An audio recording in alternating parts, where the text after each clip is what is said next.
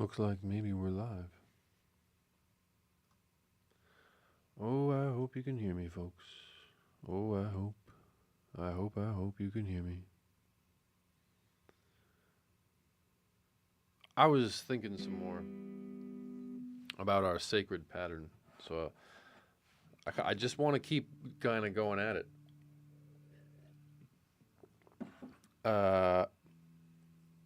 And I kind of realized that I never really just sort of like sat down and practiced learning scales and knowing scales.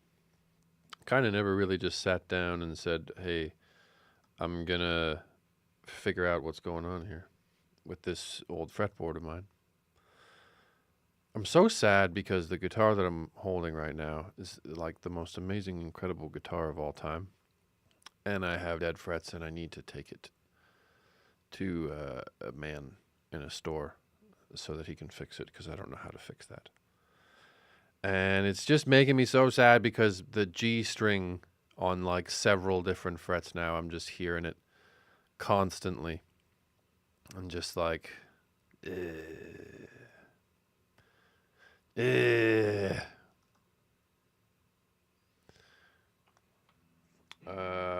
see, 0 drop frames, 2 minutes long in the stream. CPU is at 41%. I don't know about that being the best thing ever. My computer sounds like it's breathing pretty hard. Like, you can probably hear that. It says it's not. It's like, I guess, because there's a little tiny gate. But so just kind of, I was warming up and stuff. I guess we should move that a little more this way-ish.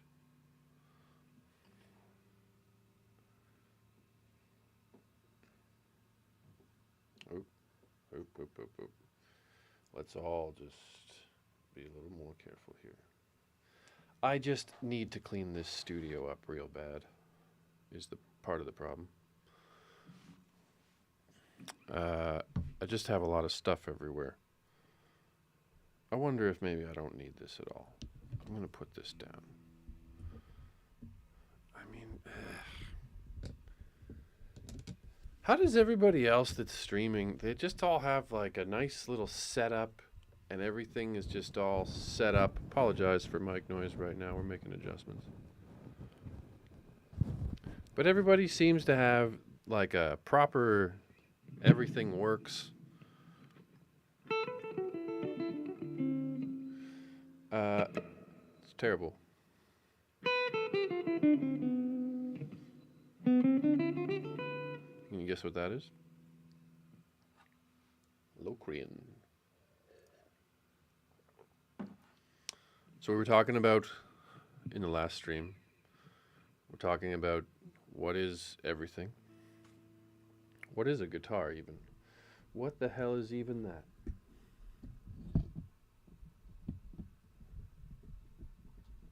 Come on, up you go.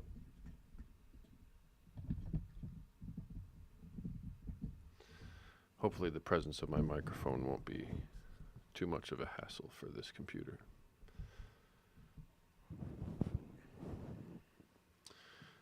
Now you should be able to hear me and see my guitar and hear my guitar. See me, feel me. See, but now I kind of run into the microphone stand for the guitar amp. Like nothing's ever... How is everyone doing this? Anyway.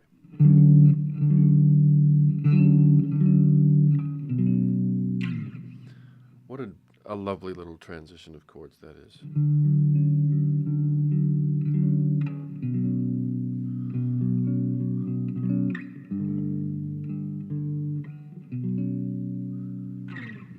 Isn't that amazing?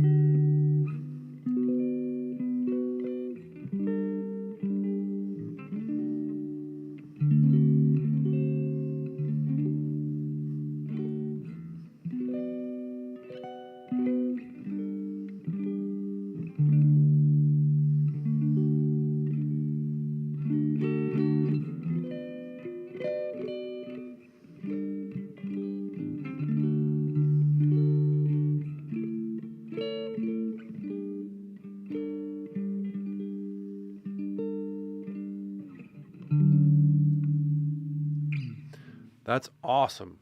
That's such a fucking lovely set of chordal relationships between notes.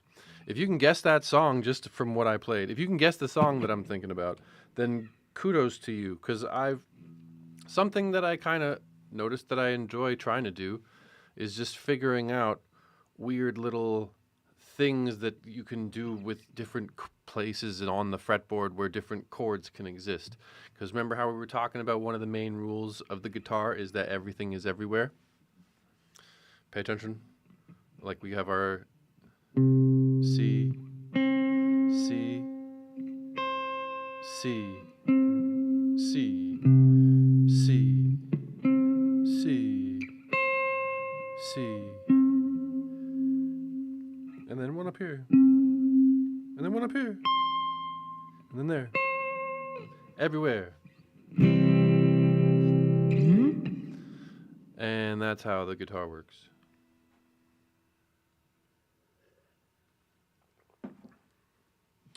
So if I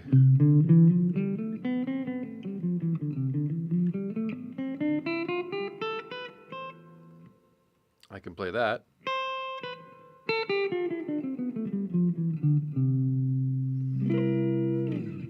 Anywhere.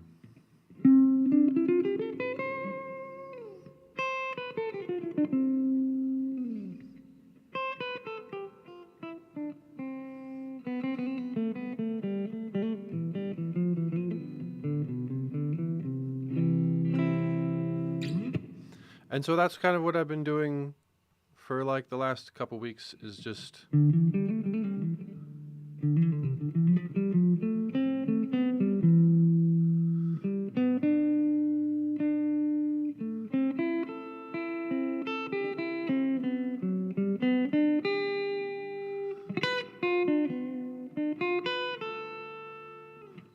go like thinking about.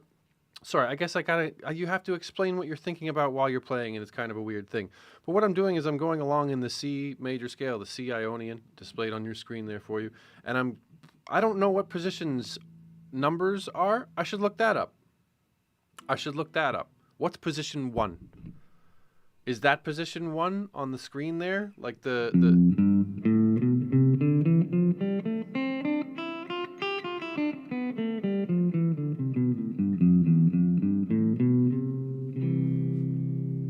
Is that position 1? Does that mean the position 2?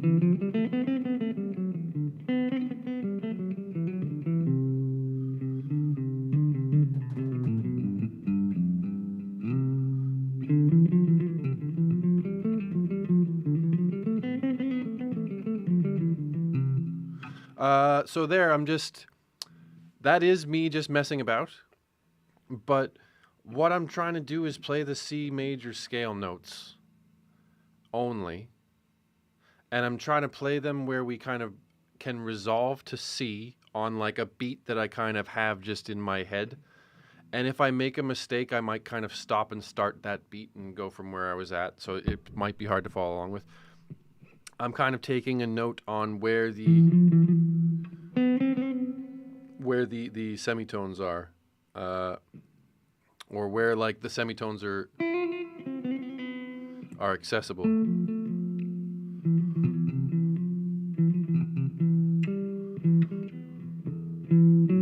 And then sometimes what I'll do is I'll just play all the different scales, like C Ionian, D Dorian, etc., and then just sort of go up and down.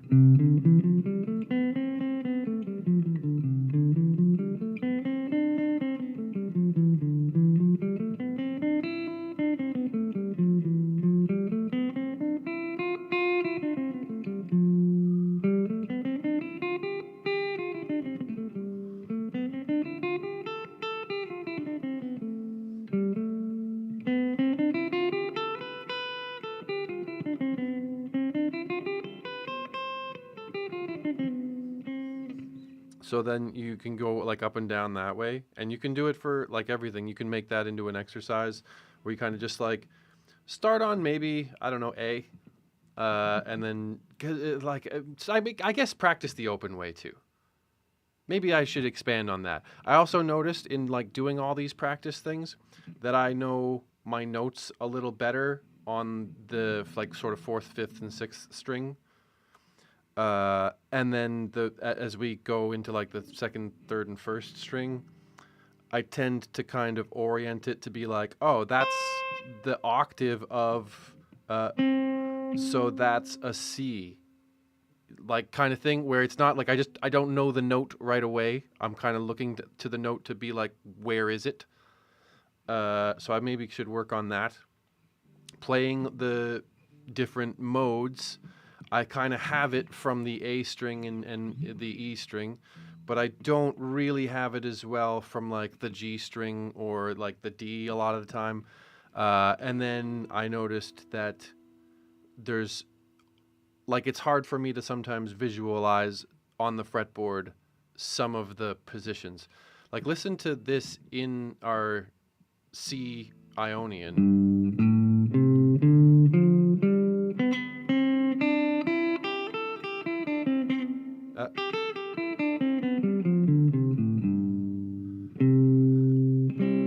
Like, is that a thing? Is that a scale? Because I just kind of, like, you notice it on the diagram, right? And then you can notice, like, up here at the 5th fret, you've got a...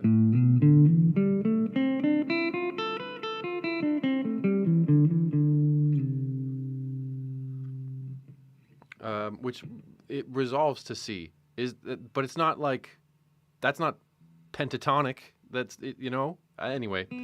But anyway, so what I've been doing a lot of is also like going your 1, 3, 5, 1. So your octave, your third, your fifth, and then your other octave. So, or octave 5, 3, 1.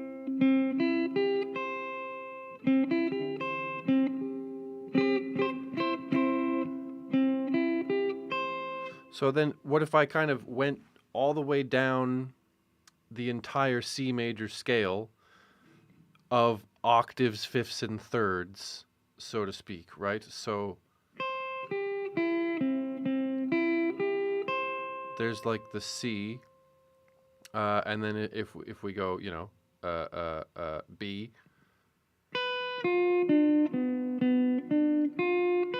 but that's like our B Locrian, because we're staying in, like, in terms of the C major scale, and we're going down, right? So if I go C Ionian and do the 1, 5, 3, 1,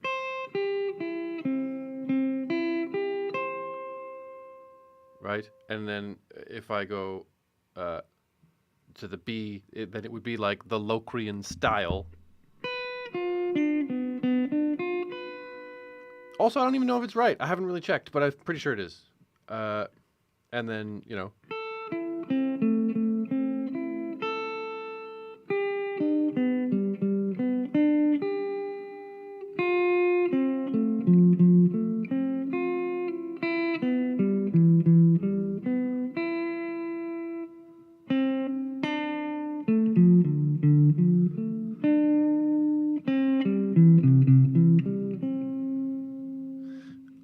Also, I don't know which fingers you're really supposed to use, so I'm trying to just sort of make it flow. And then you can also just kind of go 1, 3s, and 5s. So like, 1, 3s, and 5s. So you just go.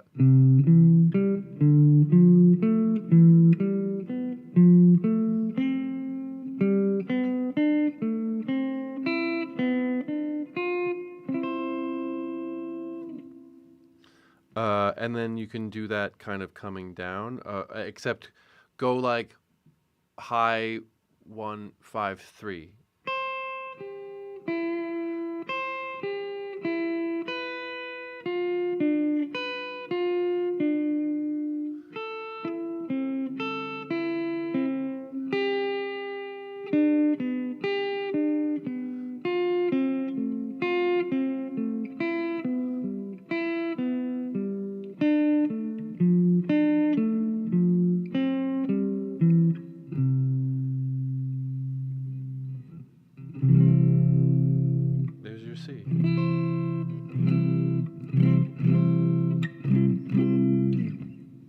And then you can also just kind of run up and down all the different positions as a practice routine. So kind of, start with your...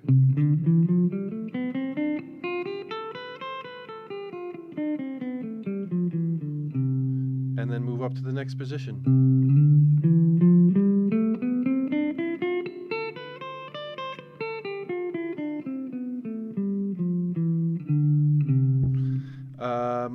But you have to sort of try to remember where your roots are when you do that, because you're not always going to be hitting root to root to root to root to root. For instance, like if I start way at the bottom, where I kind of probably should, that's your C major. But what are you doing to like memorize the actual scale? So you would start on your E.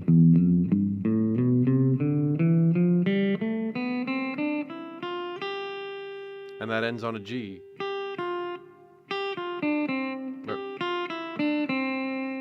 There's your C.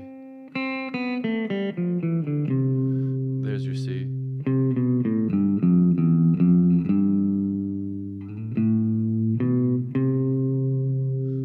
Then you're sort of sliding into your next position.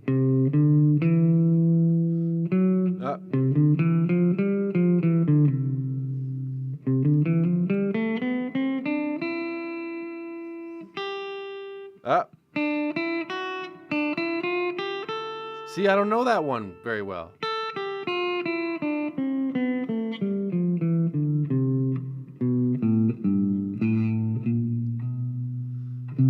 And then do you go like to the...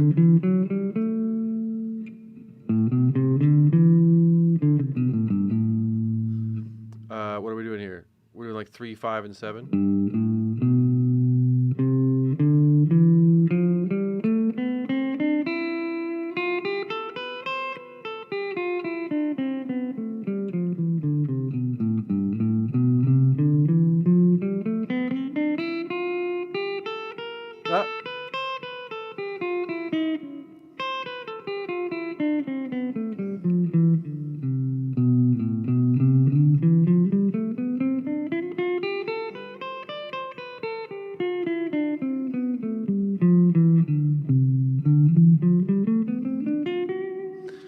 Yeah, so then I kind of tend to switch there. What should I be doing?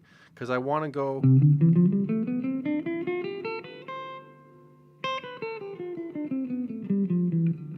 to the next position, which would be like... And then should I go like to there? Like, how would that go? How would that go?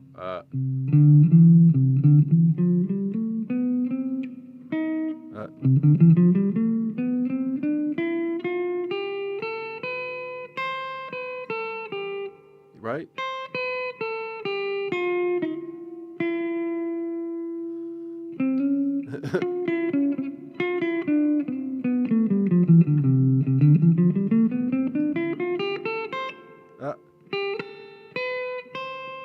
See, that's a weird shape, and I can't really... I have trouble picturing that shape in my mind. Ah! And that's not in tune. Ah.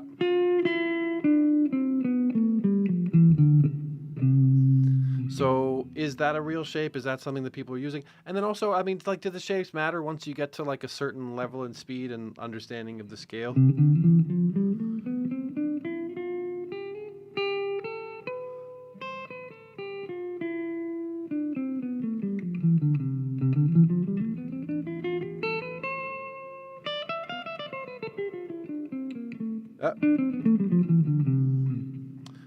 And then you'd kind of go like maybe, no. Right? Like to the next position, which would be there.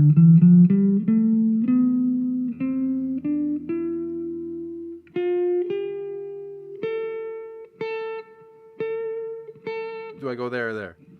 Right.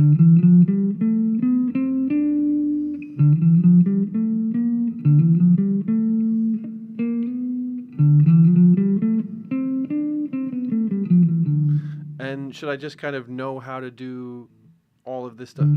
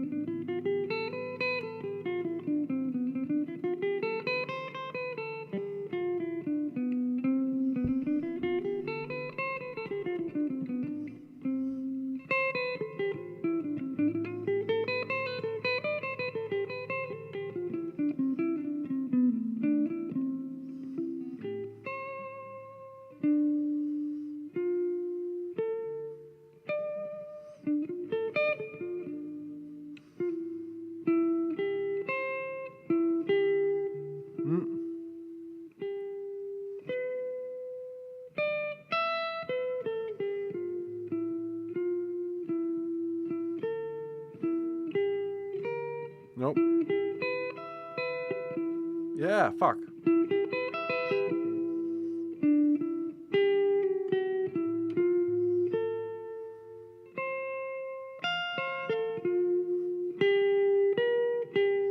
Ah!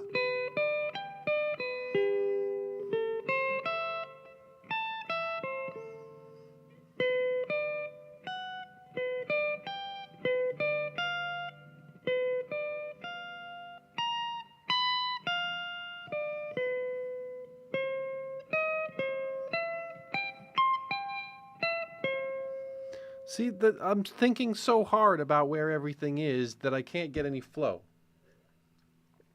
But then there's other positions, like the first...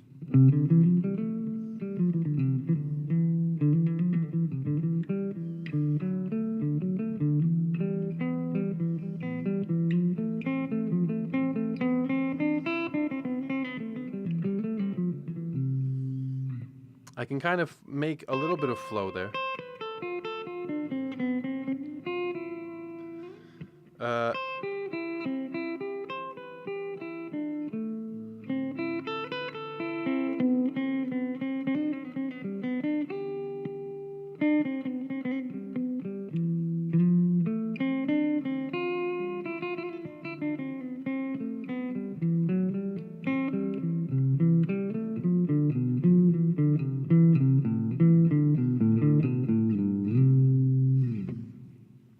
So I can kind of start to see the shapes there.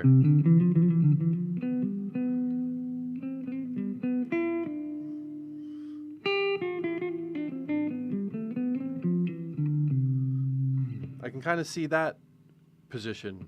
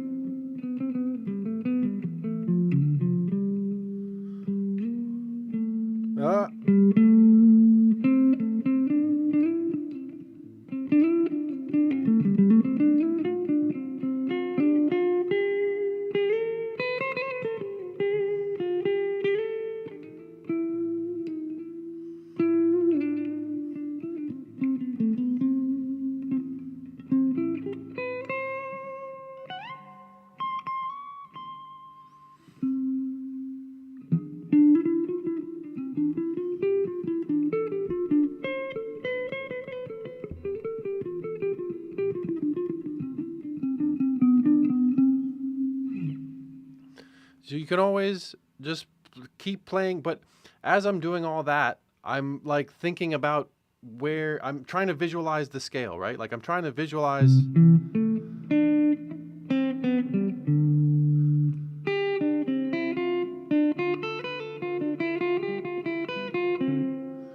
Those are all notes that I know I can play within. If this key is C major, those would all work.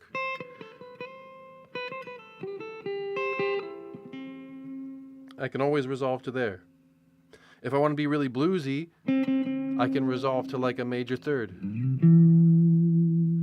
If I want to be a little just safely harmonizing, I can resolve to the major fifth.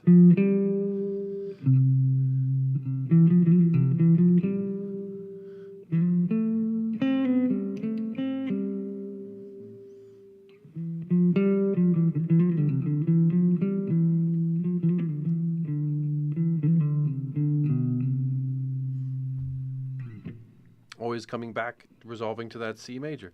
And then, so the next thing I'm going to think about is like, okay, do I want to just kind of quickly mentally run through some scale shapes in my head in one position? And that's when I do, like we look at our C Ionian,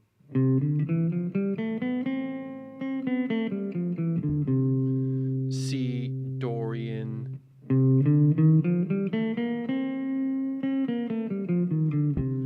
C Frisian,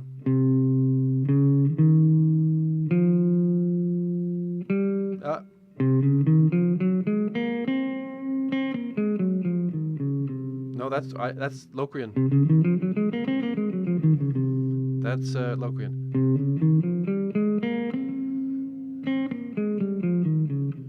There's your Frisian, right? Lydian, Mixolydian, Aeolian,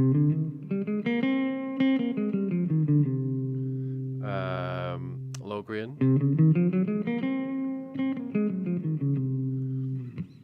and then I was trying to like think about, okay, what do I think about when I do this? Do I want to learn it like, for instance, Lydian is Ionian with a sharp 4? Like here's Ionian. What if I make this note instead? Sharp 4. There's your 4. 1, 2, 3, 4. Except make 4, 4. 1, 2, 3, 4, 5, 6, 7.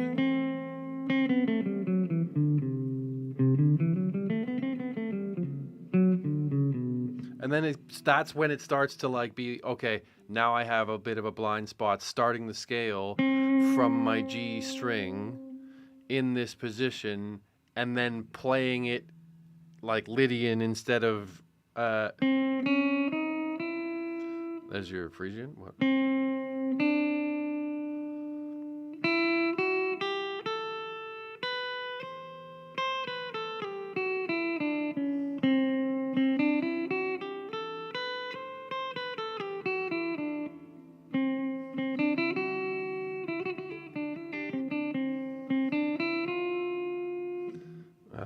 No, that's regular.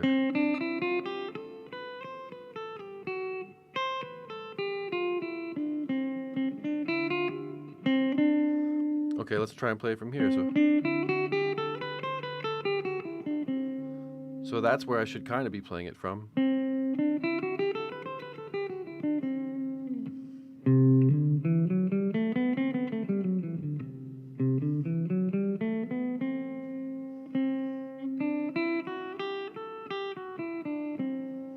Right?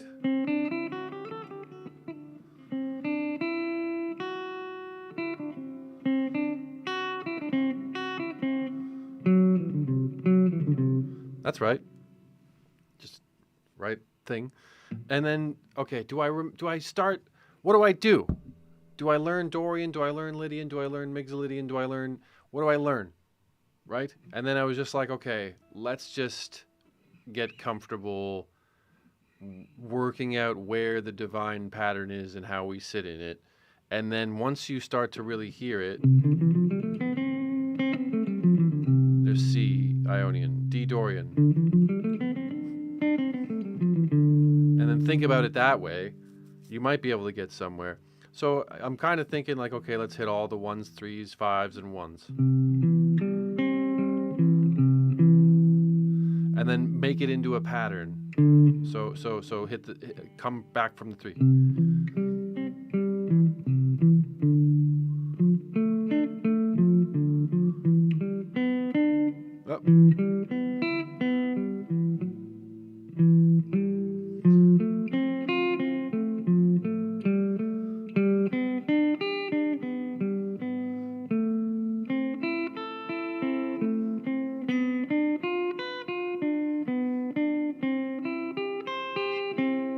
Ah! No!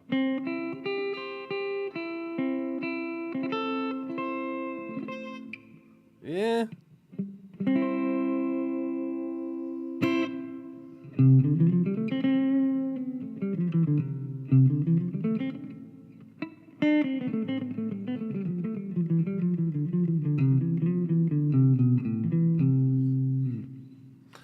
Also trying to like, I don't know if I'm actually doing it, but trying to kind of time it so that you're in, like coming, so that you're resolving to a C.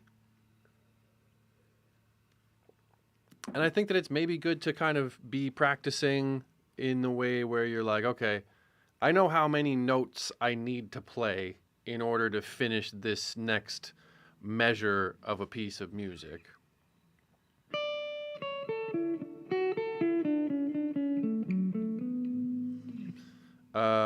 And then visualizing the scale on the fretboard. Practice going from like random note to random note and seeing if you can try to just make it musical. You're not really trying to like play any specific patterns or anything, but you're trying to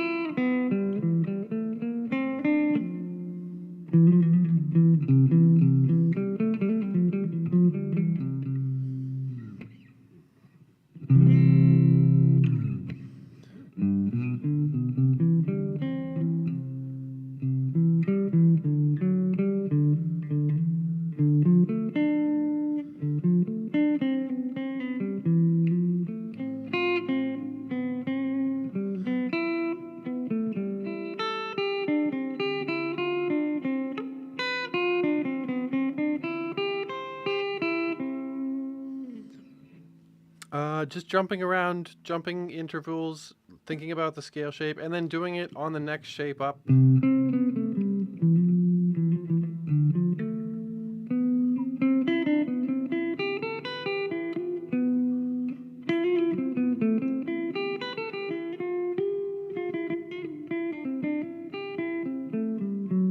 Nope.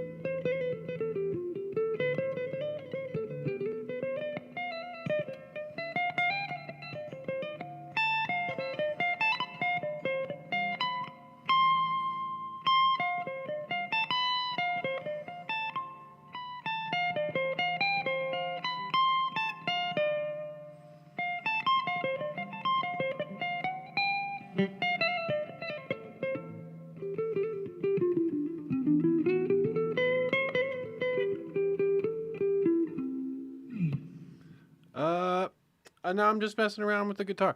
But I kind of said that's what it would be. But I was thinking about some other stuff, and I was thinking about some connections that we can make when we talk about the sacred pattern.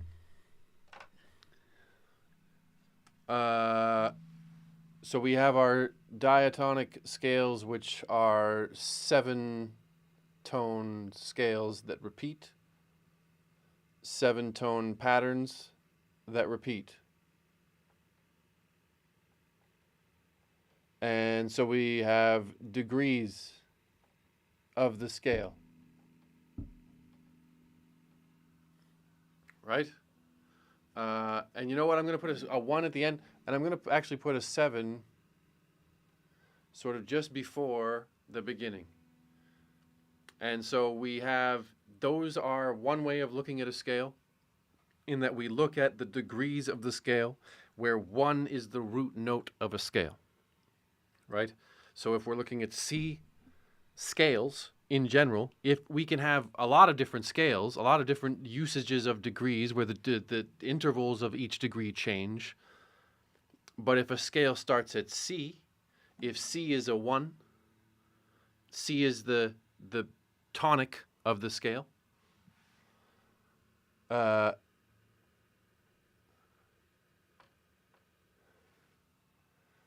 And then another important one is the third, which we'll get into. They named it really well, where they call it the third, and it's the third degree of the scale, so you can easily line it up. It's all connected. But then we have the sacred pattern.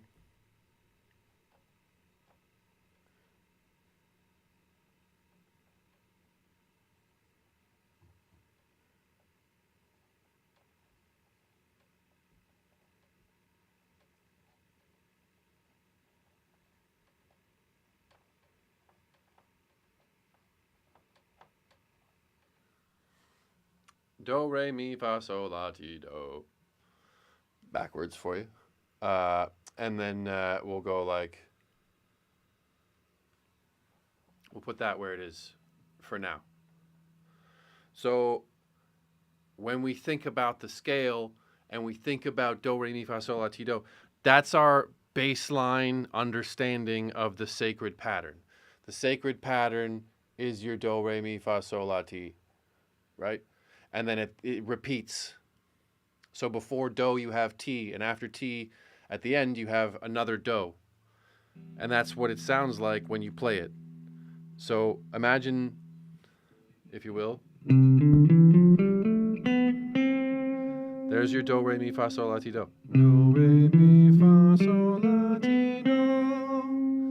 And then it just repeats. So start again at that do, because that was do too, remember? Start again at that do. Do, re, mi, fa, sol, la, ti, do. Right? There's your thing again. Do, ti, la, sol, fa, mi, re, do. Do, ti, la, sol, fa, mi, re, do. Okay? There's your sacred pattern.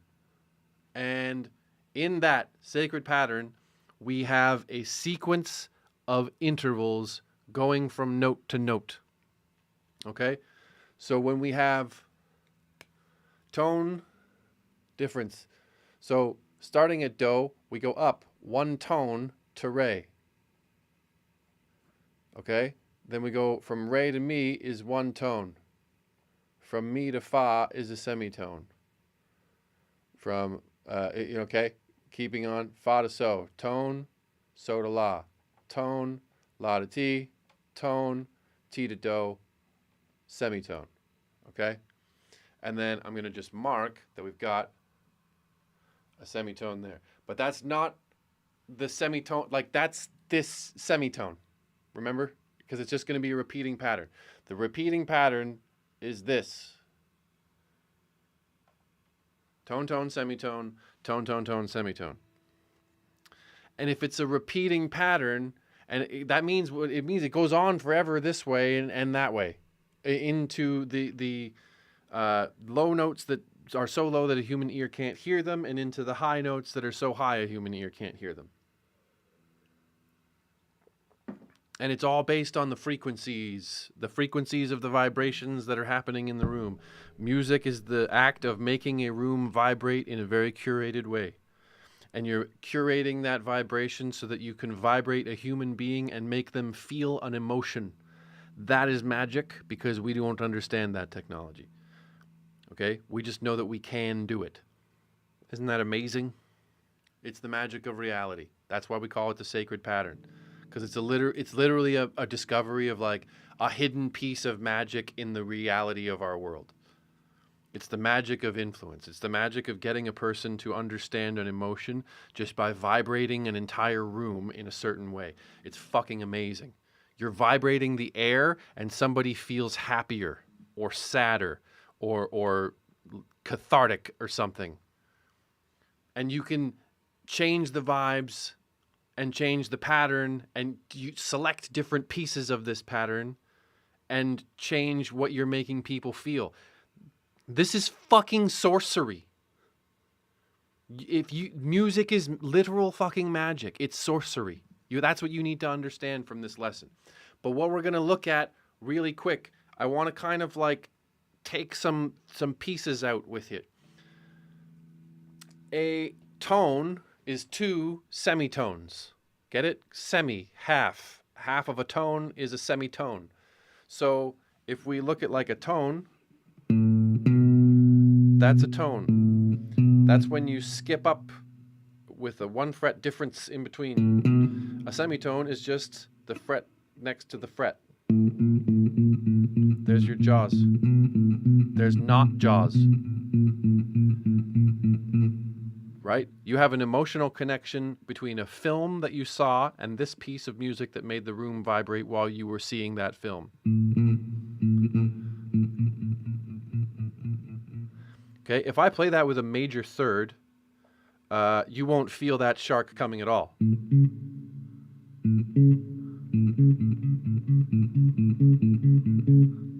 There's no shark now. But if I do a semitone... Okay, so what is a major third? Well, a major third is basically a tone plus another tone. There's your major third.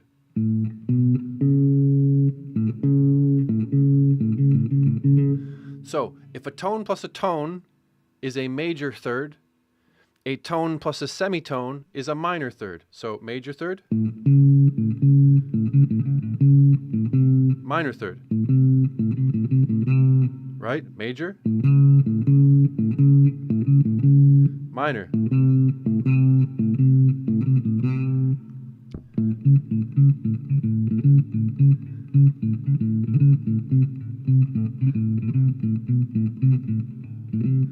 Surely you can hear that there's a different vibration that we put in the room. We change the relationship of vibrations in the room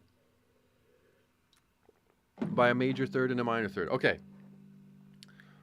So we know that major third, that's a tone plus a tone. Minor third, that's a tone plus a semitone.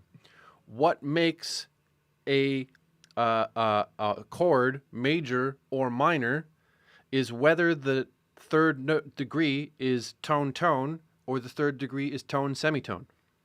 So if we look at this really quick and we say, okay, well, what do we see when we look at the sacred pattern, right? So if we look at our minors, actually I'm going to use this. If we look at tone plus tone, right, in a row, that's what we have. We have 2 tones in a row right there. Tone plus tone, that's a major third. Okay? We have another tone plus tone relationship here. That's a major third. Okay? We have another one here. Right? That's a major third.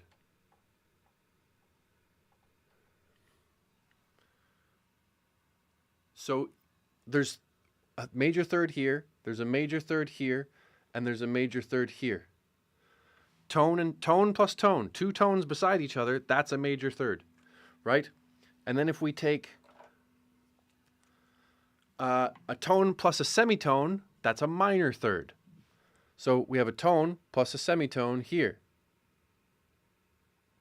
Ah, this marker sucks. Hold on. Use this one. Ah, I just mixed the bad ones in with the good ones. Okay, maybe that's a good one. No, maybe that's a good one. The good blue one is in my hand. The good black one's gone forever. Okay, here we go. We got our markers in order. Okay, so going back to what I was saying, here we have a tone plus a semitone. There's your minor third, right?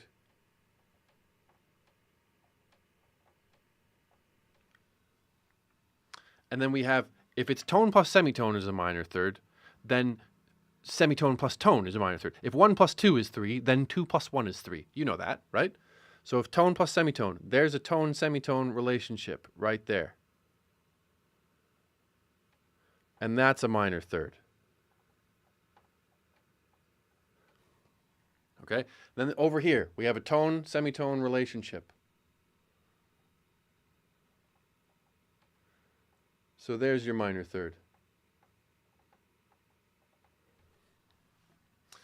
So there's also an implied next relationship. It's not like if we look at this as being the sacred pattern, that's all that's there. But if we think about it as being a repeated pattern, then on the outskirts over here, there's a hidden, one might even go so far as to call it a little bit of a diminished form of minor third as we transition to the next iteration of the pattern. This is the first iteration. The second iteration would continue on. And so we would actually go up a tone after our do, right? That's this T. These T's are the same T's. So that's the first T in the beginning of our next sequence. And so we have this actual sort of hidden relationship, right? This strained, diminished minor third, this theoretical minor third over here, okay? Now, if we look at, here's something interesting. If we look at what the modes are, we have our 7 modes, and we have our Ionian mode. That's a major third. Oh, actually, hold on. When we look at our 7 modes, okay, where can we see this?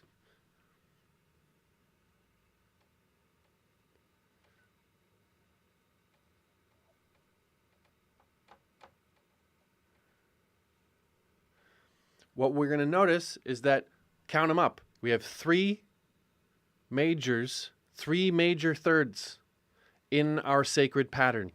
We can identify 3 separate instances of a major third occurring within the sacred pattern. So we have 3 major thirds. Then we also have 3 minor thirds occurring within the sacred pattern. I think this is the bad marker.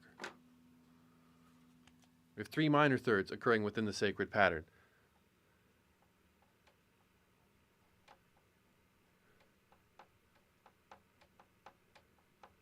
How are they all dead already? Garbage. Absolute garbage, I tell you.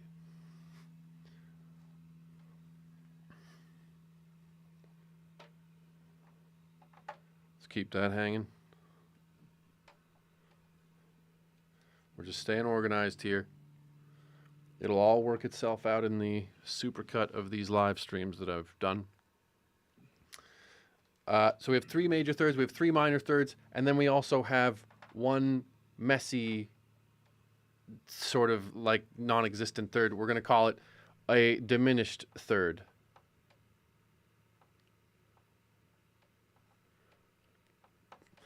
And that diminished third happens to be a minor third, okay? So then when we look at our modes, what we actually have is 3 modes appear to be major modes. 3 of the modes have a major third in them. And that's actually where they are. So when we look at Do, thinking about Do as being the tonic of a Ionian scale, we know that our Ionian scale is major. Okay? And then we think about what if Re was the tonic? Well, if Re is the tonic, then we get a minor third. Okay? And that's, if Re is the tonic, then that's a Dorian mode. So we have Dorian is minor. And then if we have, the next one up would be Frisian. Right? And what we see with Frisian, number one, is that there's a fun little thing where this mode is going to have a flat second, but we'll get into that later. Frisian, okay, it's going to have a minor third because that's our first interval.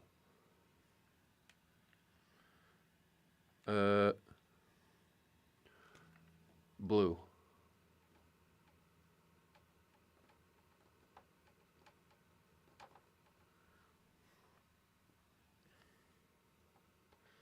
The next one is going to be the Lydian mode, and it's going to have a major third.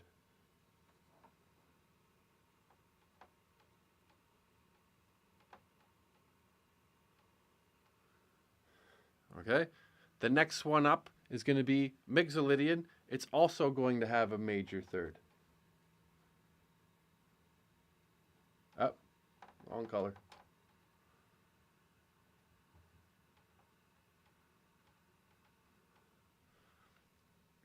The one after that is going to be Aeolian. Here we go. And it's going to have our minor third.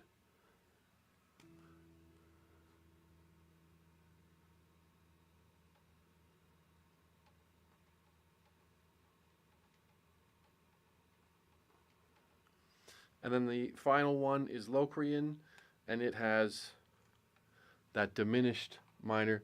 But why is it a diminished minor?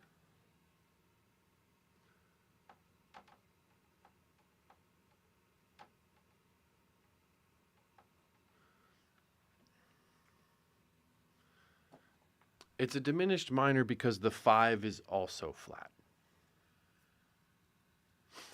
So if we take our Locrian, that's going to start on T. And so if we go starting our pattern from T, then what we're going to end up with is the first interval is going to be the semitone, but it's the last semitone, like it's the semitone after our 3 tones. So the next one is going to be tone, and the second one is going to be tone, and then it's going to be semitone again, and then tone, tone, tone, right? If we were to repeat this pattern, you would be able to pick out, like the next one is going to be a semitone, and you'd be able to pick out your sacred pattern here, but instead we're doing the Locrian portion of the sacred pattern. Okay? Now if we go to the 5th degree, right? The 1st degree is going to be there, and so on. The degrees are, like the tones and the semitones are between each degree. Okay? So there's our degrees. So if we go up to the 5th degree, we have to do a semitone, a tone, a tone, and a semitone from our tonic, from our root note. So if we do a tone, a semitone, a semitone, 2 tones, and a semitone, where do we get to? If I start at, say, D, okay, I do a semitone. There's our second. A tone. There's our third. I do a tone. There's our 4th, and then I do a semitone. there's our fifth. So let's play our tonic and our fifth. That is not a perfect fifth. That's a diminished fifth. That's the flat five, you might hear it called. It's a flat fifth. Where's the octave? So I kind of think there's your tritone.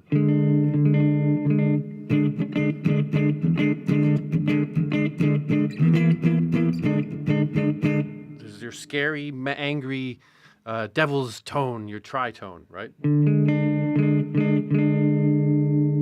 But what if we add in our minor third? Where's the minor third of this?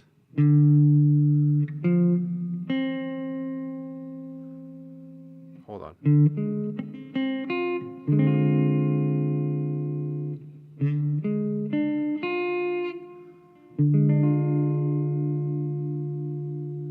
There's your minor third.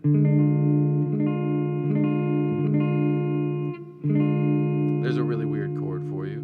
See, now I don't understand is that we actually do like a minor 7 or whatever, right?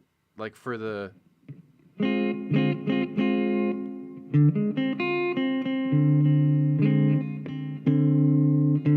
I don't know why we do that. We just do that. Like when we play the whole scale in terms of chords.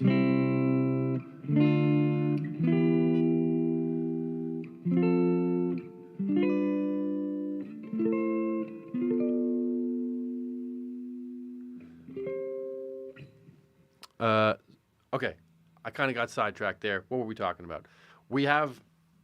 That's the only time where to go from 1 to 5, you use 2 of your semitones. Like basically in every single iteration of the pattern, there's 2 semitones per octave, right? And if we look at our diagram from before, we would actually be able to find that like you get this repeating pattern of 2 semitones per octave. In the Frisian,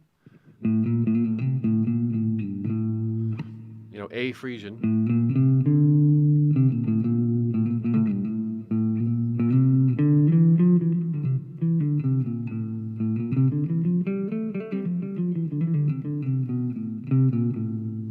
A Frisian is a fun one because that's one of the 2 where the first interval in the scale is a semitone.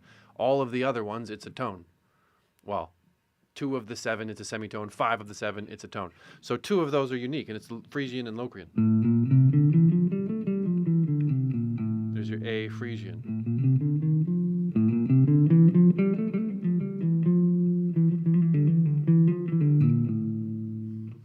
There's a little vibe to that. And then you have your Locrian.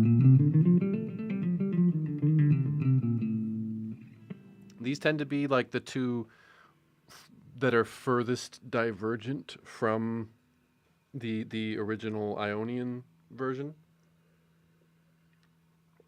at least in my mind. But again, once you start playing these octave over octave over octave, you'll end up starting to hear the wrong scale sometimes, because when you play 3 octaves of something, you're actually playing every single mode at some point. So, if I've played the C major scale. What if I play? Didn't I just play D Dorian because I resolved to the D, but playing the notes of the C major scale?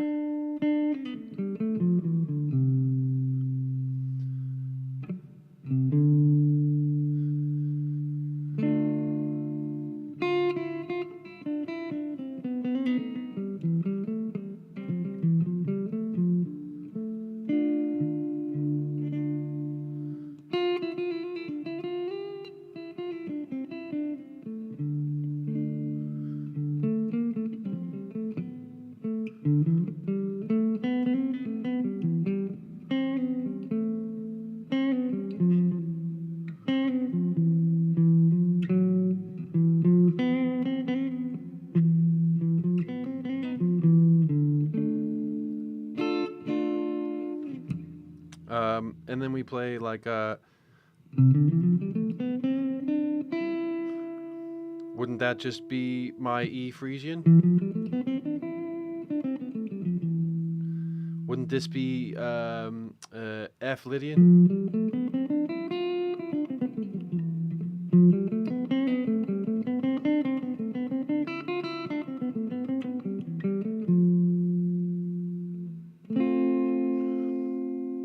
Wouldn't my next note be? Wouldn't the next portion of these 2 octaves just be G Mixolydian?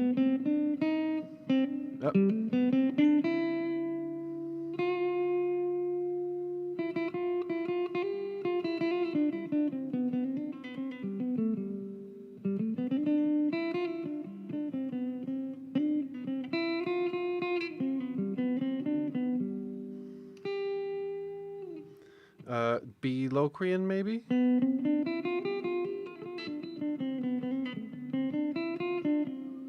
Aeolian?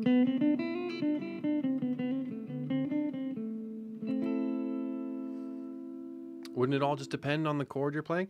But if we're playing something, what if I was playing like C in the background? Just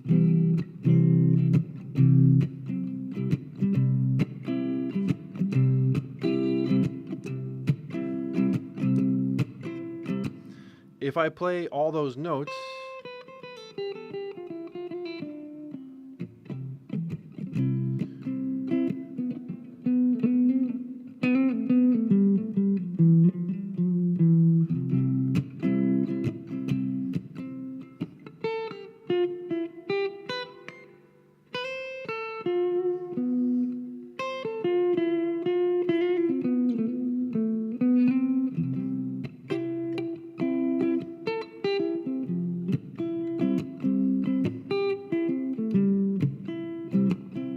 see, it's all just part of that C major scale.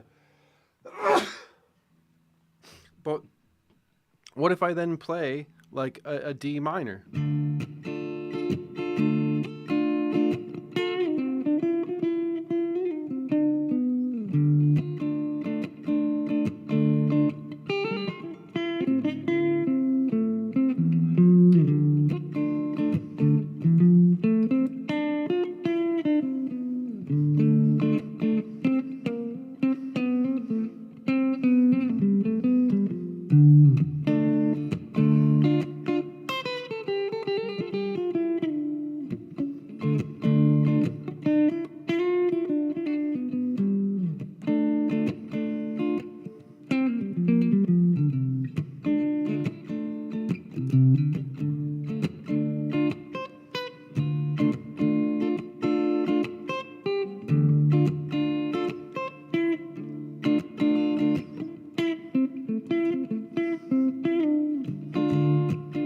See, it's all just all I'm doing is thinking about what's in the C major scale if I'm resolving to D minor.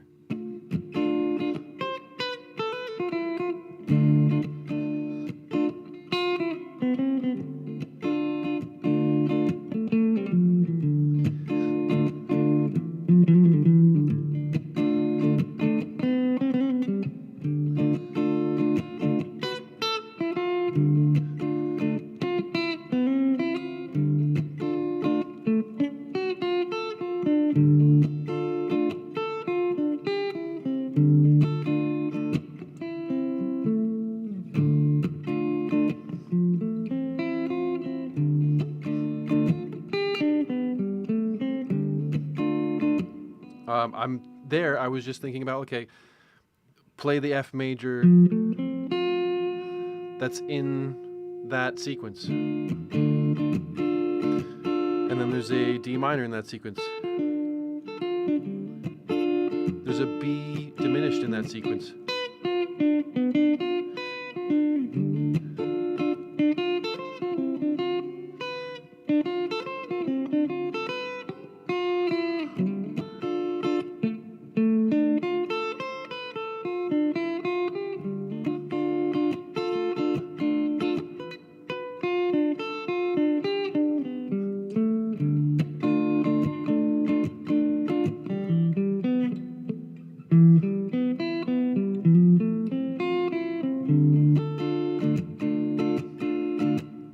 always thinking in that D minor way of thinking, but you're playing D Dorian, not just D minor. D minor would be D Aeolian. So trying to orient my head now to be like, okay, when I'm playing D Dorian, do I try to associate it with C Ionian? Do I try to say like, okay, well, D is the second degree of the C major scale, and therefore if I'm playing D Dorian, then I should play notes that are in the C major scale, but I shouldn't play it as if it's the C major scale. I should play it as if it's a D scale, but using only the notes that are in the C major scale. That's a lot to be thinking about if you're trying to improvise and jam with somebody. So if somebody says it's in D Dorian, like, what are you going to think about? You're going to have to know that D Dorian...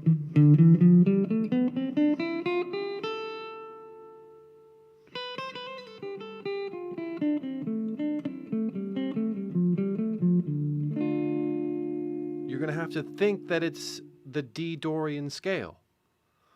You're not going to have time. Because imagine, like, if you were having to do it that way, what if I tell you that it's in, like, E flat, or sorry, let's use something further away. What if I tell you it's in G Dorian? Okay, well, you don't really want to just... You can just slide it up.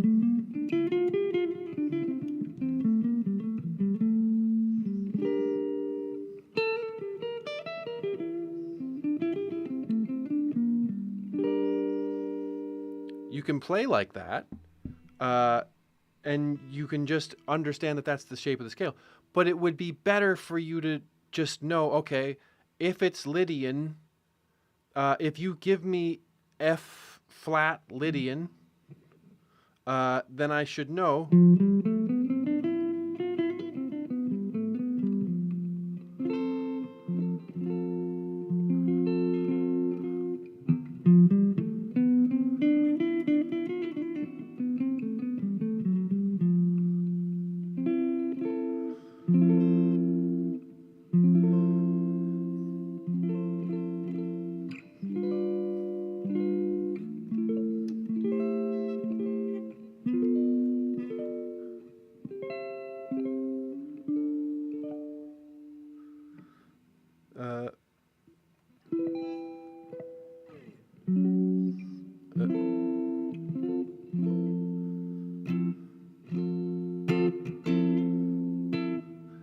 That's not really special to that chord, though. Sorry. So what I was just thinking there is, like, maybe there's special chords for everything. If I play C major, let's go back to our C major scale. Forget F flat for a second. The next note up would be D Dorian. It's a minor scale, so we would play D minor. Like, the next one up would be... oh, look at this! Look at this fucking pattern that we just figured out here. Major, minor, minor, major, major, minor, diminished. Isn't that something? Let's play from C to C, chords, and let's go major, minor, minor, major, major, minor, diminished, and then back to our major again for our repeating pattern. That's how you're supposed to play. Like, it's all connected. When we actually, like, lay it out on paper, it's all going to be connected. This is the only thing you need to know. This is diatonic music. This pattern is all of Western music. It's all of everything. The sacred pattern.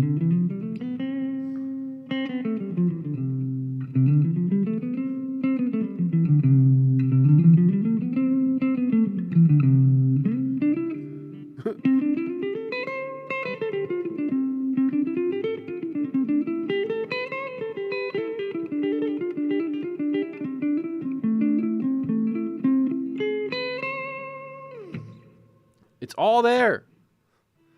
And then all of these things here, your Ionian, your Lydian, your Mixolydian, your Dorian, your Frisian, your Aeolian, your Locrian. That's all just this pattern at a infinitely repeating number of iterations. It's not infinite, but whatever. At a ad absurdum repetition of this pattern, you find all of these patterns. because all of these patterns are just this pattern at a different stage. At a different stage in its development as a pattern. And what's interesting is that some of them you get a resolution, you get a nice resolution, right? And then some of them you don't. Like, what if I play our B Locrian chord associated scale? So that's B diminished up to C major, D minor, E minor, F major, G major, A minor, and then back to B Locrian. Isn't that awful?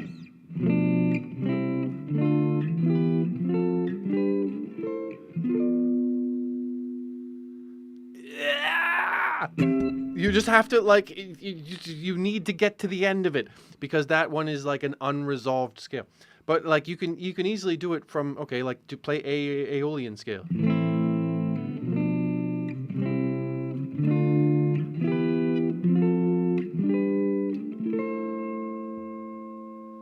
That kind of does resolve.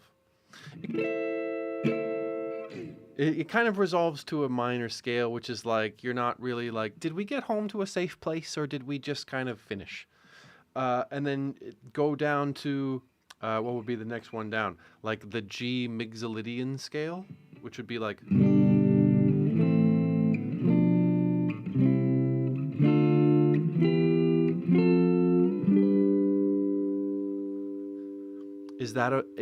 does that feel resolved to you? Like if we play that just kind of as its own piece, if we play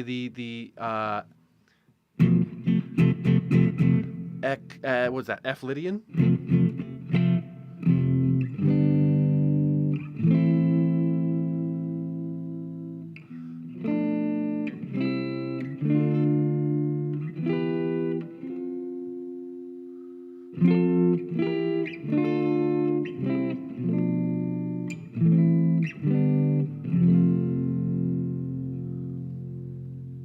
Does that sound resolved to you, right?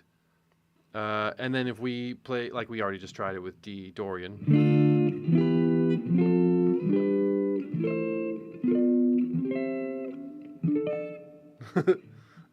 Let maybe try it with like a lower D.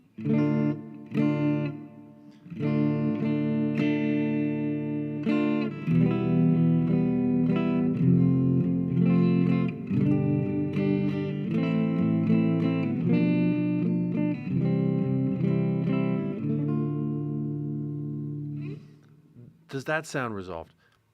We think of this being the sacred pattern as being do, re, mi, fa, sol, la, ti, do, because it creates and then resolves tension very effectively.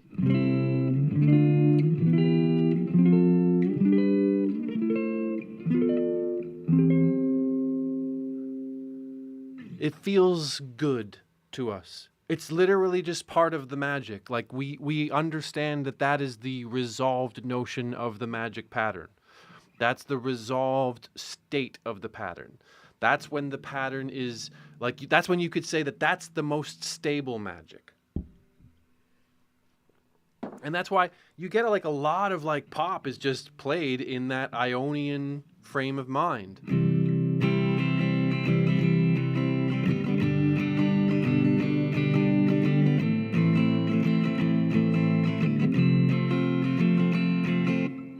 Right?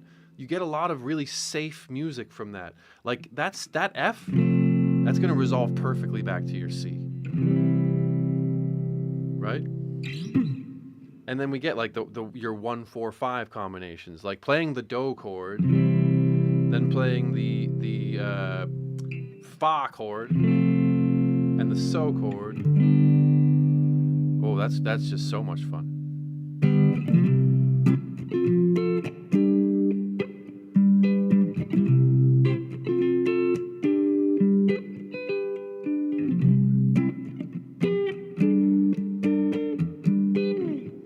We're going all kinds of ways with that.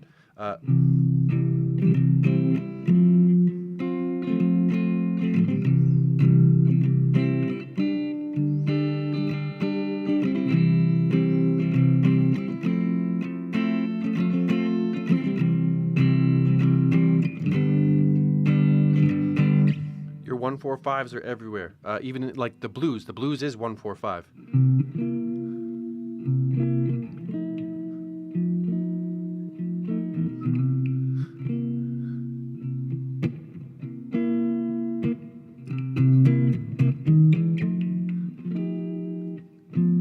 That's your fa chord.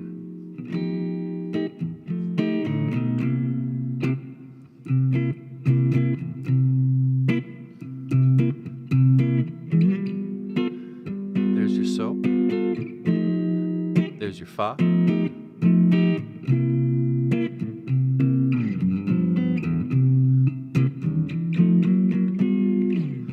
And so that's blues. By the way, when we think about the blues, here's a lesson for you. Not really related to what we're talking about, but I think it's a pretty important lesson nonetheless. Let's just say for a second here, folks, that we are playing a blues vampy kind of thing in A minor, or sorry, A major, just like a A major, happy major blues.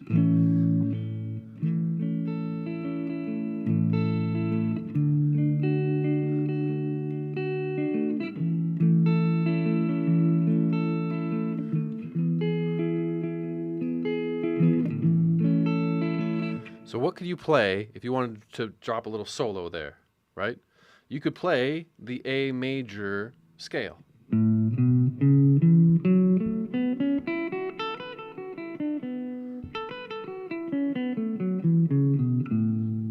Right?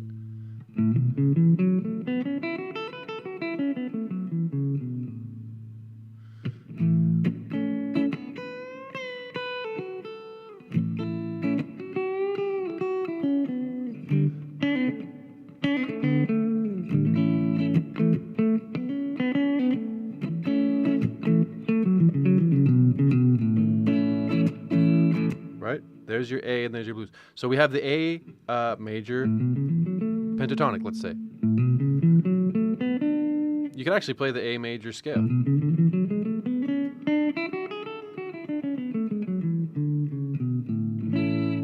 So think about all those notes are available to you. The wonderful thing about blues is that blues loves to play with like the A, with the major and the minor third kind of helping each other out and switching back and forth from one another to give you like that little bit of stank on it, right? So you could actually play the A minor pentatonic scale.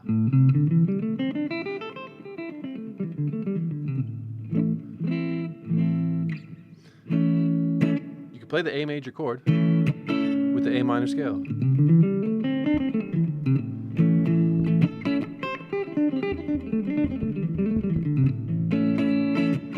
Right? You can also play, and then like over the years, you learn things, right? What about adding the blues note into that A minor scale?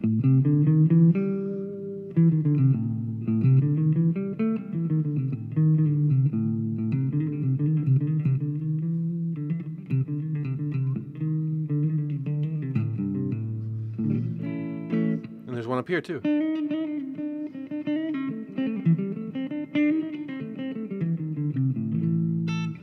So add this this flat fifth, flat 5 in there.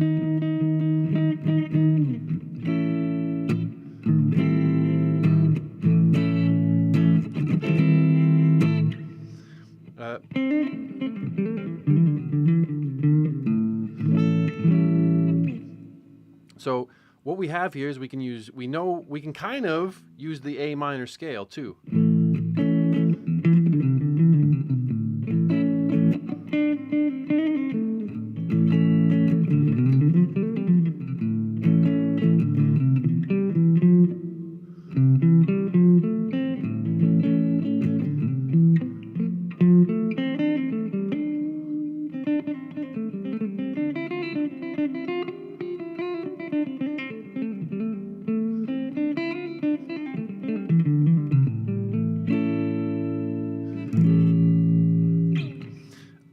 And that's lots of overlap between your major and your minor scale, because that, if you think about it, that's overlap between your Ionian and Aeolian scale. So play your Ionian, play your Aeolian. Some of those notes are the same, right? There's lining up there. And then another trick that you learn over the years is that you can flatten the root sometimes, and that sounds kind of tasty.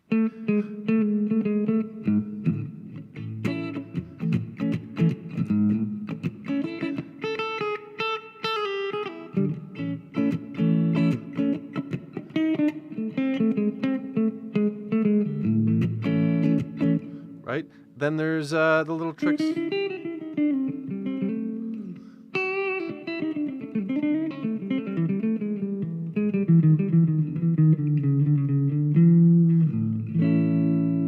So we can use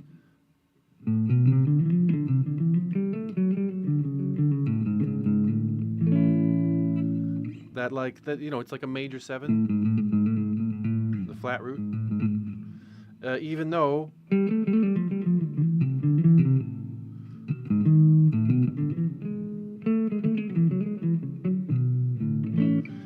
we can use the minor 7 as well.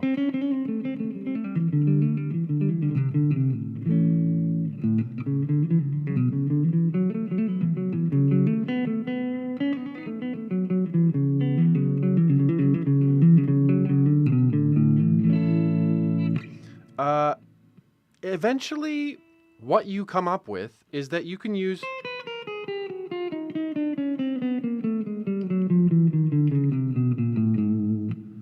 all of those notes to play a solo with like an A major blues. All you have to do is pick the right notes at the right time. All of the notes are available. So what I would also say is, like, you don't always have to think about it like it's the big sacred pattern. You can also just understand, okay, if I'm playing if I'm playing A major blues, or some, you know, that kind of thing, then I've got my A's. And that's kind of what this culminates in, all of this stuff that we're kind of thinking about and learning and discussing about together, is that what we think about when we play a scale or play along with a song, those are two kind of different things. Like when you're practicing your scales, that's great, but thinking about how you can apply it to a song, knowing that you can actually play any note if you pick it right. Thinking about your blues chords are going to be your 1 and your 4 and your 5.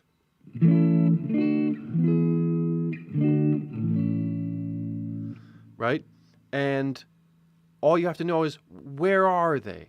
And when I think about blues, let's think about where our first, third, and fifth notes are for our 1, 4, and 5 chords.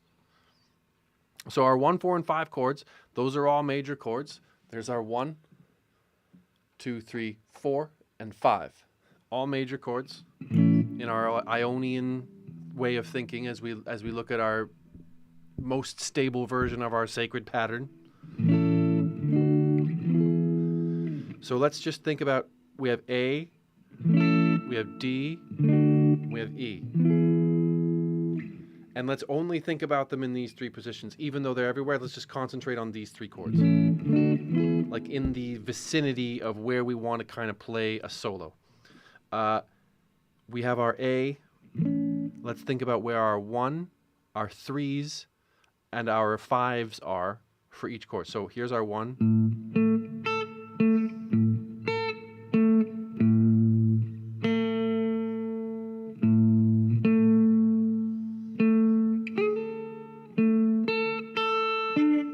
Yep.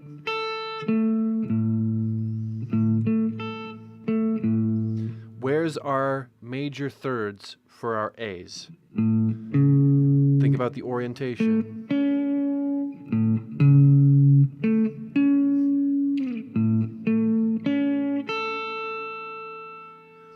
Where are our fifths?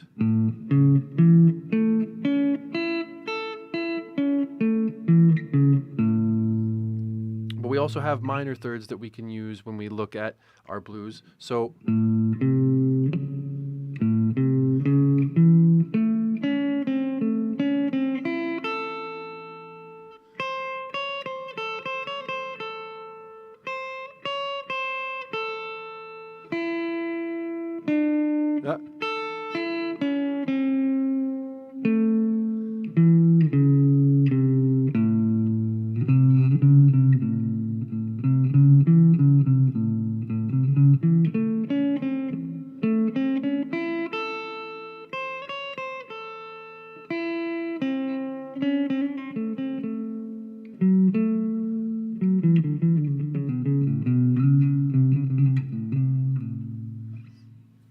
Okay. Then thinking about like where are for our D chord, where's our 1?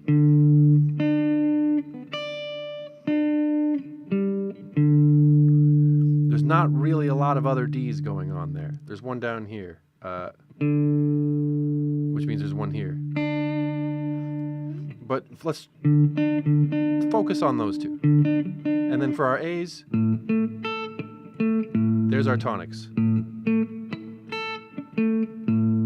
For our D's, there's our tonics.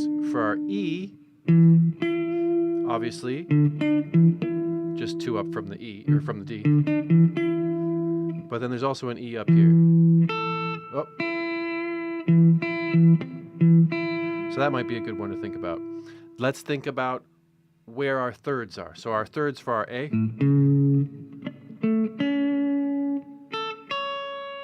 are minor thirds.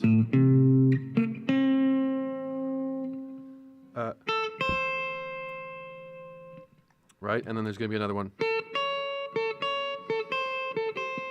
Right? But let's think about just these ones here for now.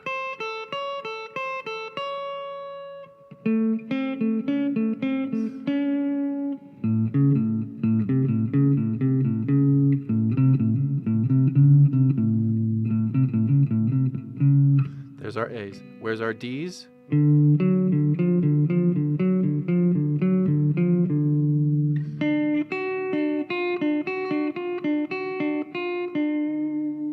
And then our E's.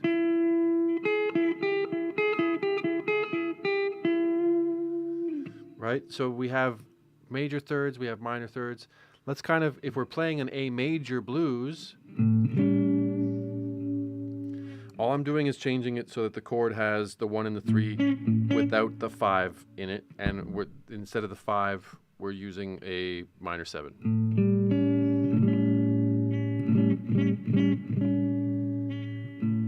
And we're going to play all minor 7 chords.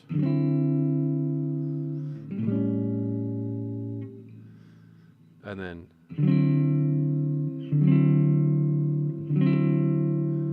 and then and then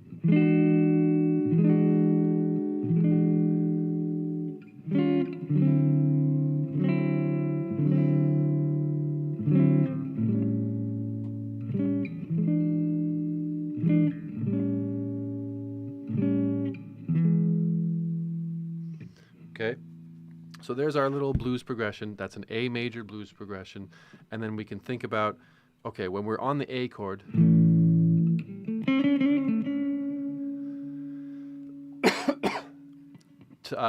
focusing on that major third from our A note. There's one there, there's one there, there's one there, there's one there. Okay, so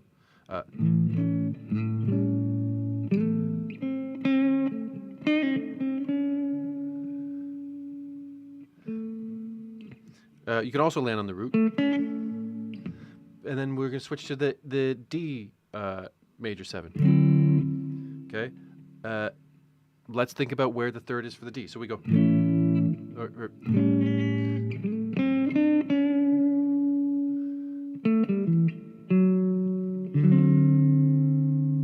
We just landed on our third, our major third of the chord that we're playing.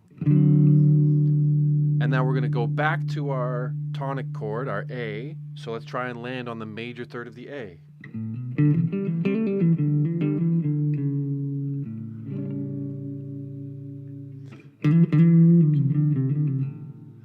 There, we just used a minor third.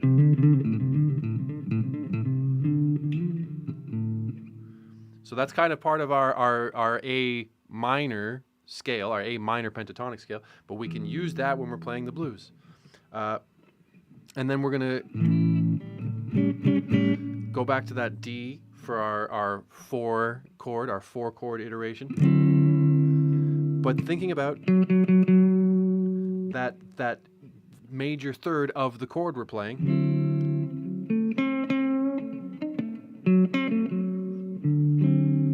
and then resolve back up to the major third of the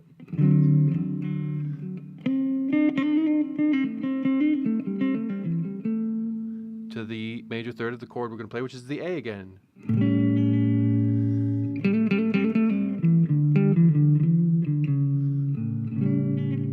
Always to that major third. And then going up to our fifth chord, that's the E.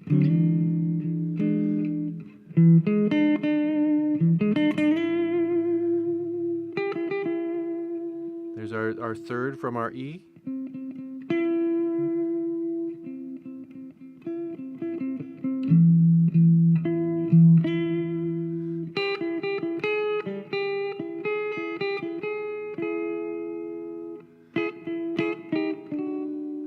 There's our major third from our D. And then come back to your major third of your tonic.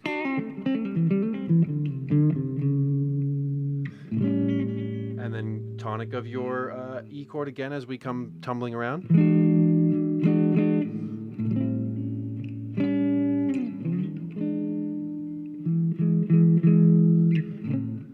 And there you have it. I've gotten way off topic. It's been a couple hours. It's getting kind of late. I don't want to be too loud. It's already past like my bedtime.